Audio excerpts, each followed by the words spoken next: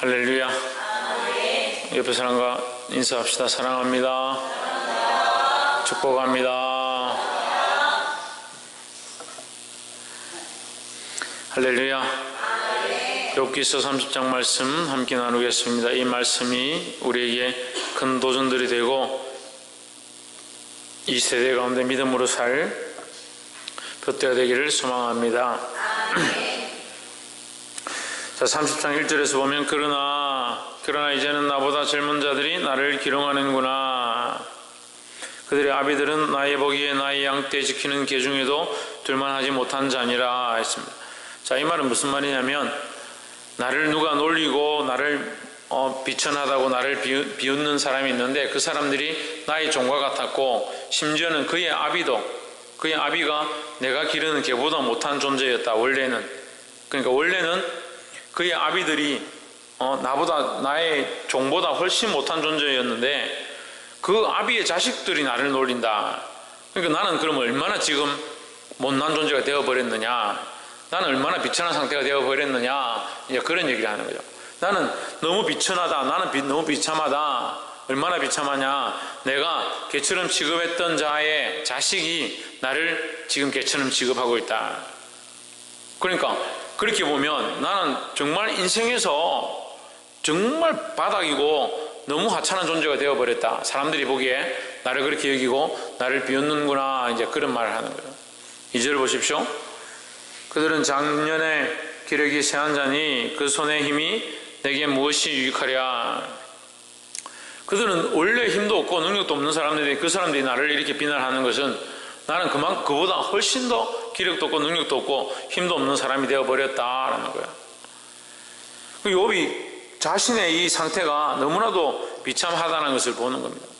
3절에 그들은 곧 궁핍과 기근으로 파리함에 캄캄하고 거친 들에서 마른 흙을 씹으며, 이 사람들의 상태가 이런 상태, 파리하고 기근 가운데 있고 어려운 가운데 있는 이 사람들이 나를 볼 때에 나의 종만큼도 못한 사람들이 나를 볼 때에 나를 비웃고 나를 비천하다고 욕을 한다. 나는 지금 그럼 얼마나 비천한 상태냐, 나는 얼마나 지금 내려가서 더 이상 내려갈 데가 없을 만큼 그런 상태가 되었다라는 것을 자기가 이제 말로서 표현하는 거죠.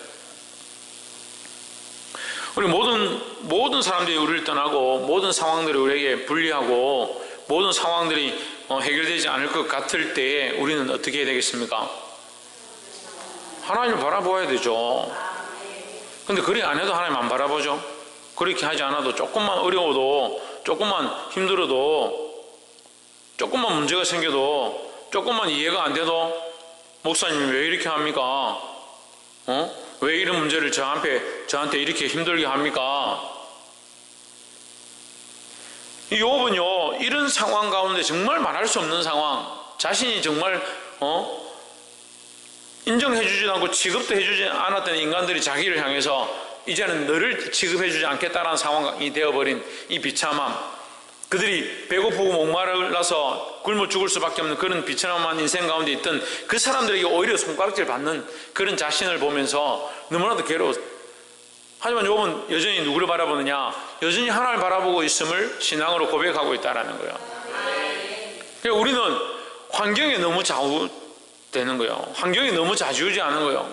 환경에 따라서, 상황에 따라서 아무리 비참한 상황이 닥쳐도 하나님 떠나지 않겠습니다, 그런 믿음을 가져야 하는데, 비참한 상황이 닥친 것도 아니고 닥치려고 폼만 잡아도 이미 하나님 배반하고 이해할 수 없는 상황들이 조금만 있어도 아예 이해를 하지 않겠다, 용납하지 않겠다, 납득하지 않겠다, 이 철옹성을 치고, 그 하나님의 신실하심을 믿고 따라가야 되는 거예요.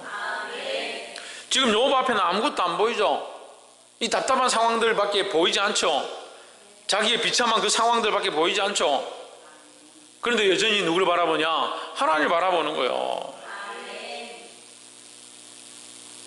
근데 여러분들은 어떻습니까?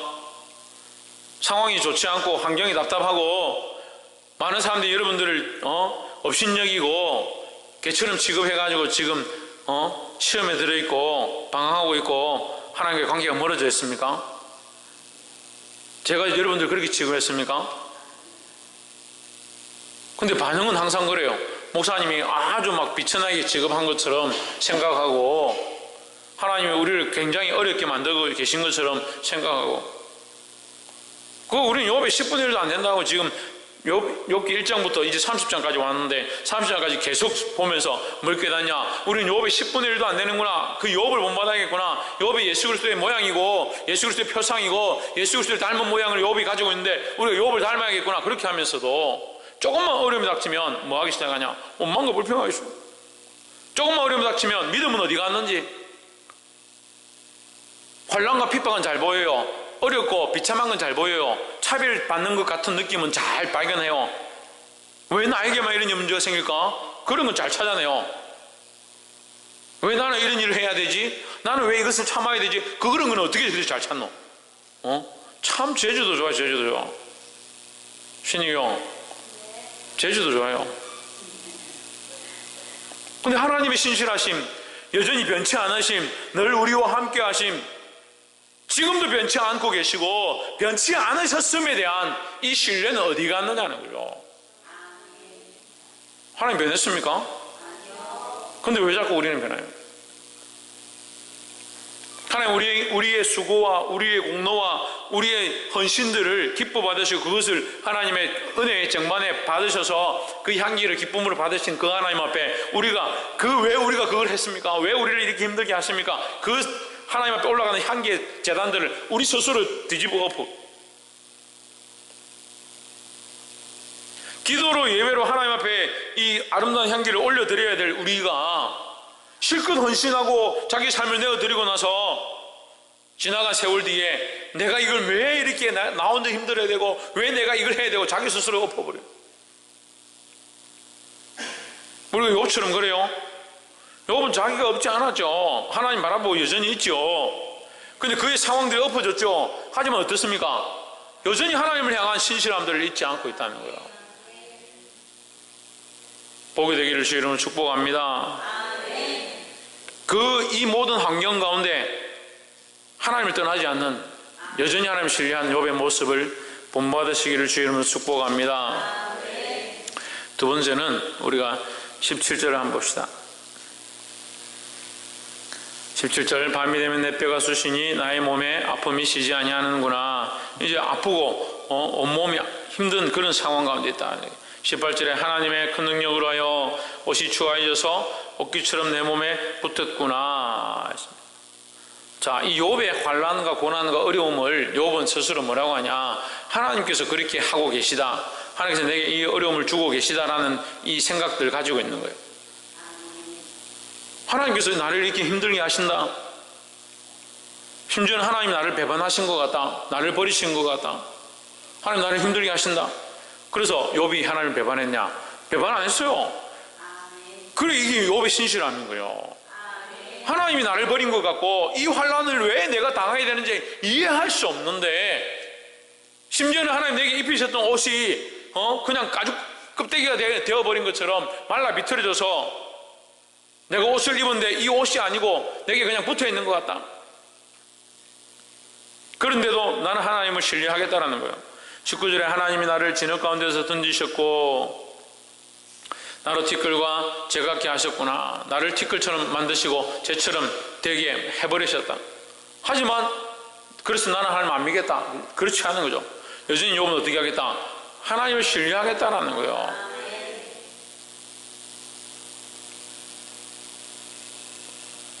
20절, 내가 주께 부르시오나 주께서 대답지 아니하시오며 내가 서서오나 주께서 굽어보시기만 하시나이다 했습니다.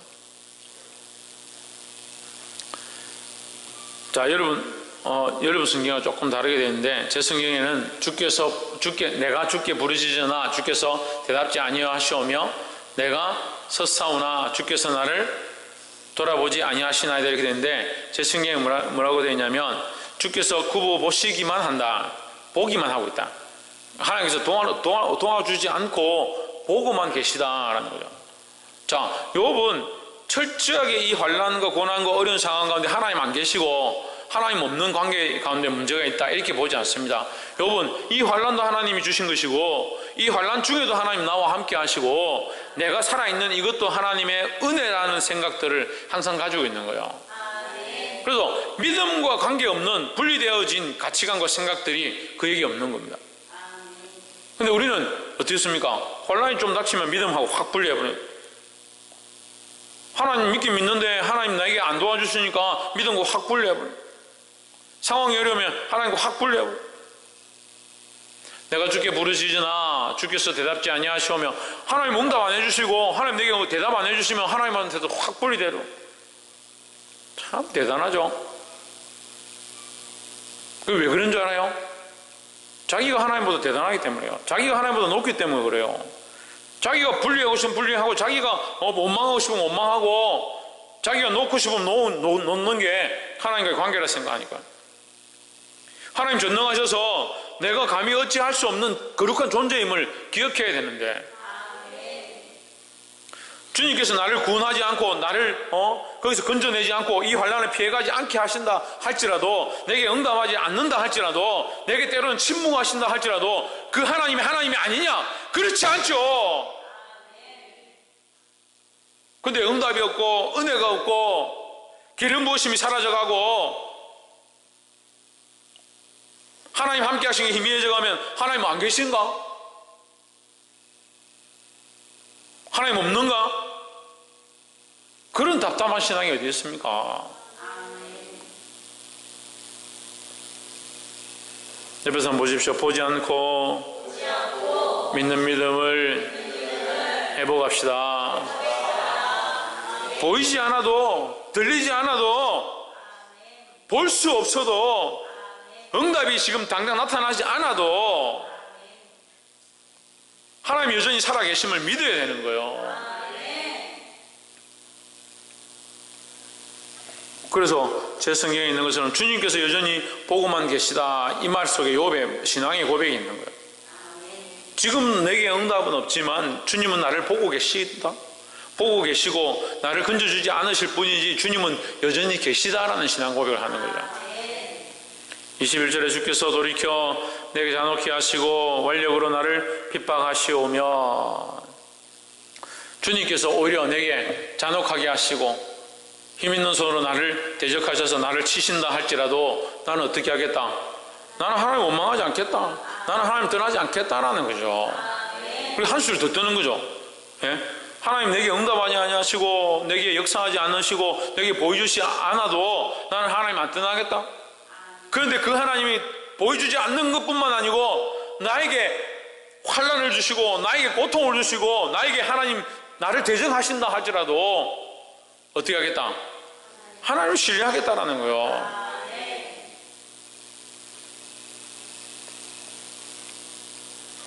참, 이 말씀을 보다 보면요, 참 답답한 우리 모습들 보는 거예요.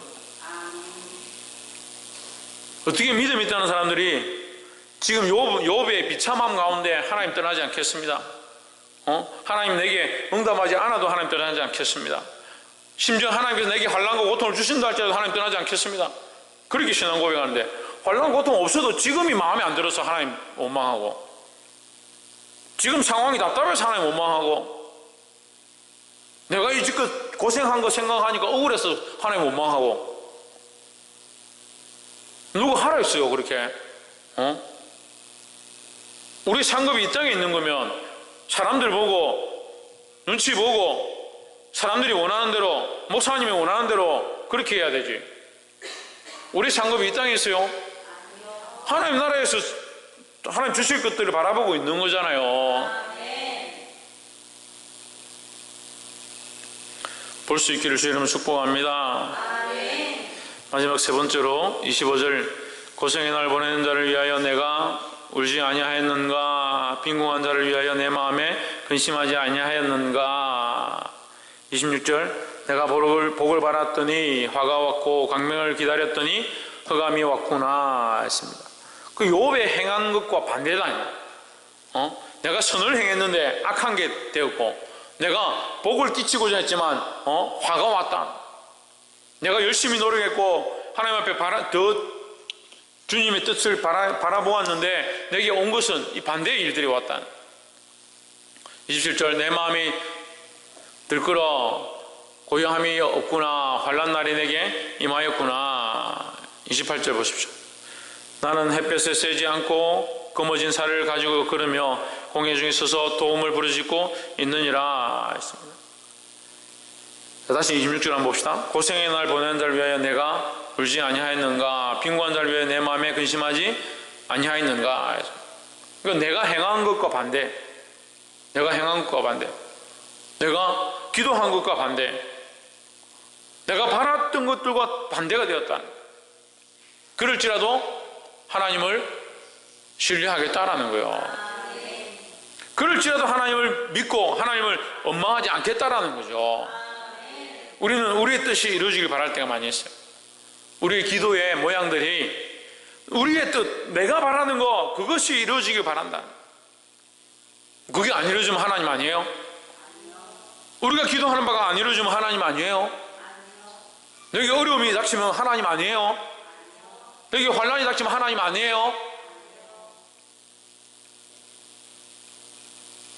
내가 믿음으로 나아간다고 하는데 때로는 어려워서 나를 괴롭게 하는 일들이 일어나고 하나님의 응답이 보이지 않고 역사하심이 느껴지지 않으면 하나님 없는 거예요. 대답은 아니요 하는데 실제로는 그렇게 안 하잖아요. 돈 내는 못 내고 보게 되길 소망합니다. 말씀을 맺겠습니다. 욥기서 30장 가운데 욥의 이 신앙 고백을 보는 겁니다. 욥이 이제 말씀 이 욥기서 정리하고 친구들에 대한 답변을 마지막으로 해서 이제 그의 사정들을 다 얘기를 하는데 그 가운데 30장에서 욥은 뭘 고백하냐면 이 상황들, 이 환경들, 이 사람들이 배반하는 거, 나를 비참하게 여기는 거 상관없다. 하나님께서 심지어는 내게 하나님조차도 내게 응답하지 않고 하나님조차도 나의 이 순종을 오히려 환난으로 바꾸신다 할지라도 나는 하나님을 신뢰하겠다라는 거예요. 이게 누구의 모습입니까? 예수 그리스도의 모습이죠. 예수님이 하나님의 명령을 따라 순종으로 이 땅에 오셨고 자기를 비웠고 종의 형체를 가졌고 많은 사람들을 위하여 사셨고 많은 사람들을 고치시고 병자를 고치고 귀신을 쫓아내고 자기 인생을 다 헌신하고 투자했는데 마지막 십자가에 못 박혀 죽습니다. 죽을 때에 누구까지 버립니까? 하나님까지 예수님을 버리십니다. 하나님이 예수님을 버리시는 그 비참에 처해지는 예수님의 모습을 보는 거예요. 그가 행한 것이 선이고 그가 행한 것이 죄가 아니고 그가 행한 것이 하나님의 뜻이었고 하나님 말씀대로 살아왔는데 마지막 버려지는 이 아픔을 느끼는 거예요. 믿음이 있다라고 하는 사람들이 왜 환경과 믿음을 바꾸고 상황과 믿음을 바꾸냐고. 내 감정과 믿음을 바꿔버리는 거예요. 감정이 어떠하든 환경이 어떠하든 상황이 어떠하든 지금 내게 하나님 응답하지 않는 것 같고 기도해도 아무런 반응이 없는 것 같고 변화가 일어나지 않고 문제가 여전히 내 앞에 있다 할지라도 해결해야 될 수많은 문제가 내 앞에 있다 할지라도 그래서 하나님 안 계신 게 아니에요. 욥은 이 상황 가운데서도 하나님 앞에 하나님을 원망하지 아니하고 여전히 자기의 신실함을 드러내고 있습니다. 사랑하는 성도 여러분, 끝까지 이 욥의 믿음, 그리스도의 모양을 본받아서 하나님을 신뢰하는 것, 하나님을 믿는 것을 놓치지 않기를 주의 이름으로 축복합니다. 기도하겠습니다.